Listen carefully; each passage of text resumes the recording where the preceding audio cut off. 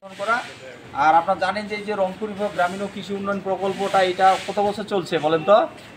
হ্যাঁ, 7 বছর। ওই যে এক্সটেনশন হয় এটা 7 বছর চলছে।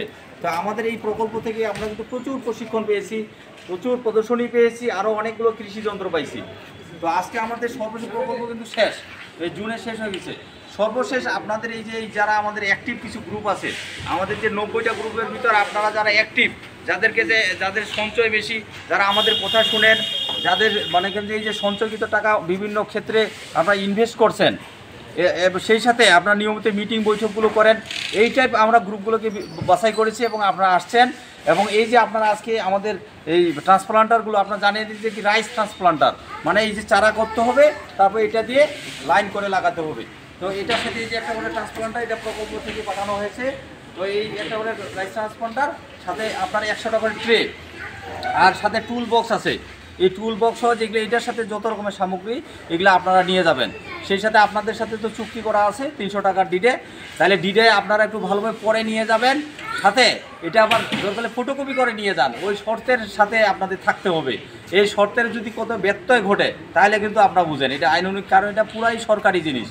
এটার সত্যের ব্যত্যয় ঘটিলে আমরা কিন্তু আমাদের আইনানুগ ব্যবস্থা নিব। অতএব এই শর্তের আওতায় থাকতে হবে।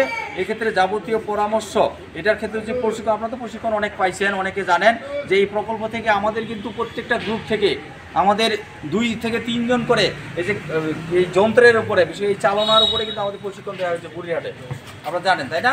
প্রত্যেকটা গ্রুপ থেকে যাওয়ার কথা। শেষ মেজে আমরা লোকেই পাচ্ছিলাম না যে এত বেশি প্রশিক্ষণ ওখান থেকে এই যন্ত্র চালানোর জন্য।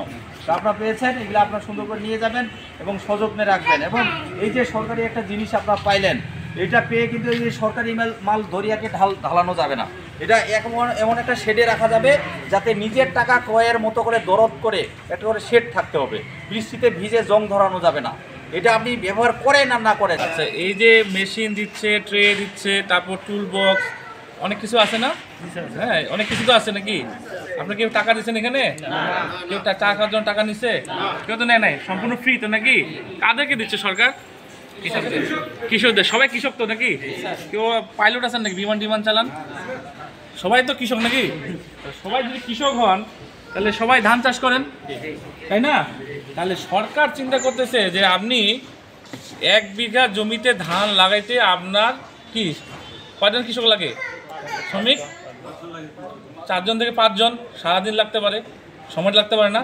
আর এই মেশিন দিয়ে লাগালে কতক্ষণ? আপনার ট্রেনিং পাইছেন নাকি বলেন তো? মেশিন দিয়ে লাগালে কতক্ষণ লাগবে? ½ লিটার পেট্রোল লাগে। এই চারা আপনি 20 দিন বয়সে, কমপক্ষে সব মানে 18 থেকে 20 দিন বয়সে চারা লাগাইতে পারবেন। আপনি মাটিতে বীজ ফেলেন আর ট্রেতে বীজ ফেলেন, দুইটার পার্থক্য আপনি নিজেই বুঝতে পারবেন যে মাটি যে চারাটা করবেন এটা চারাটা গ্রোথ কম হয়, সময় লাগে অনেক, কিন্তু ট্রেতে চারা করবেন দেখবেন যে দ্রুত হয়ে গেছে। লাগলে ভাড়া সিস্টেম করতে পারেন মেনটেন্যান্সের জন্য, তাই না? আর দলবদ্ধভাবে একসাথে যদি 20 বিঘা 30 বিঘা জমি থাকে তাহলে একসাথেই 100 ট্রে দিয়ে হবে না। আপনার কয়েকজন মিলে চাঁদা তুলে, আপনাদের ফান্ড আছে এখান থেকে টাকা তুলে আপনার কয়েকটা ট্রে কিনবেন। এই ট্রেগুলো ইউজ করবেন 5-7 বছর, কিচ্ছু হবে না, যত্ন করেন। আমি গ্যারান্টি দিয়ে বললাম 5 থেকে 7 বছর কিচ্ছু হবে না। তাহলে কয়েকজন মিলে 5 বিঘা 10 বিঘা শুরু করেন। সরকার দিছে না, এখন আমি মুক্ত করতে না, যে পায় নাই সে আফসোস করতে আমি পাইলাম, ঠিক আছে? আর সরকার কিন্তু খুব আন্তরিক কৃষকের প্রতি, ঠিক আছে?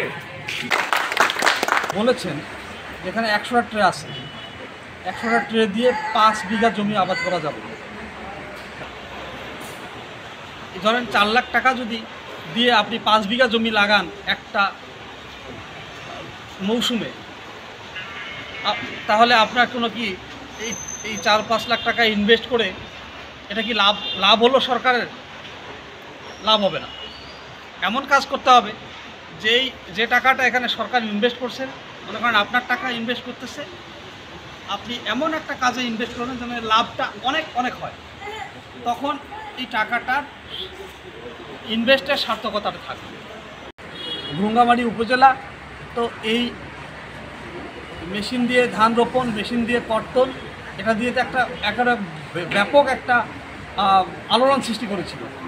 বিশেষ করে শিলখুড়ি থেকে, পাথরডুবি থেকে শুরু করে সদর, এপাশে জয়মনিরহাট, আন্দারিঝাড় থেকে শুরু করে আপনার হলদিয়া থেকে সোনাহাট পর্যন্ত, বঙ্গ সোনাহাট, প্রত্যেকটা ইউনিয়নের একটা কার্ড ছিল না?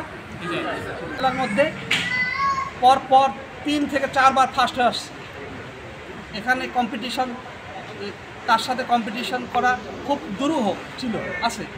এটা যেন অব্যাহত থাকে, ধারাবাহিক অবস্থায় থাকে এবং এখানে অনেক কৃষক ভাই এবং অফিসারদেরকে সম্মানিত করা হয়, পুরস্কৃত করা হয়, এটা যেন অব্যাহত থাকে। বন্দি ইউনিয়ন সাধুমোর ফল উৎপাদন গ্রুপ। ইউনিয়ন চরগঙ্গামারি 8 নম্বর ওয়ার্ড। আমাদের গ্রুপ হচ্ছে ভেল্লিকুড়ি দানা শস্য দল। জমিনাট ইউনিয়ন 6 নং ওয়ার্ড, গ্রুপ বড় ঘটামারি বলাবেটা দানা শস্য উৎপাদক দল। ইউনিয়ন প্যাকেজরা ওয়ার্ড গছিডাঙ্গা। গ্রুপের নাম গ্রুপের নাম সবজি উৎপাদন group. Union Baldia ward number 5 Islamabad. গ্রুপের নাম গ্রুপের নাম হলো বলেন। পাথরবি ইউনিয়ন 9 নম্বর ওয়ার্ড, 30 জন সদস্য। গ্রুপের নাম কি? দক্ষিণ পাথরদেবী দানা শস্য, দক্ষিণ পাথরদেবী দানা শস্য গ্রুপ। এটা পরে আন্দারিজার গ্রুপের সদস্য 30 জন ওয়ার্ড এবং ওয়ার্ড 5 নম্বর ওয়ার্ড। গ্রুপের নাম গ্রুপের নাম চর বারেটারি সবজি উৎপাদন গ্রুপ।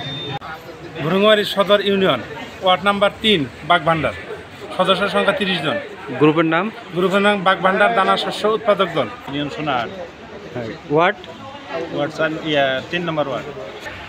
5 নং ভুরুঙ্গারি ইউনিয়ন 2 নম্বর ওয়ার্ড, মানিক কাজী ক্লিনিক মোড়, খাদ্য দানা শস্য উৎপাদন কেন্দ্র।